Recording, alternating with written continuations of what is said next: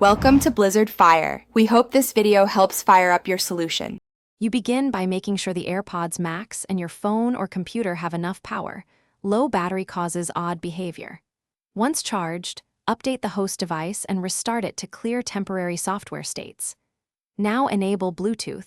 Then, and this is key, pause and disable other nearby Bluetooth gadgets so the headphones can be discovered without interference.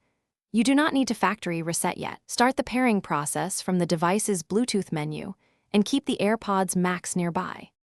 If discovery fails, perform a soft reset. Press and hold the noise control button and digital crown for about 15 seconds until the light flashes amber then white. This clears pairing memory. Once reset, go to Bluetooth settings on your host, choose Forget or remove the AirPods Max entry, and immediately rescan. Reconnect within 30 seconds to avoid timing out. Also check firmware via an Apple device. Updated firmware often resolves handshake problems, so make sure the headphones are reported as updated in settings. Once paired, confirm audio playback and that controls respond. Toggle active noise cancellation and transparency to ensure full functionality.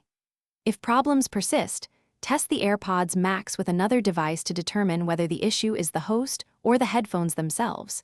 This isolates software from hardware faults. If failure continues, perform a full factory reset and, if necessary, contact Apple support with the serial number for service. One key tip: intermittent pairing often indicates RF interference. Move to a different room and retry.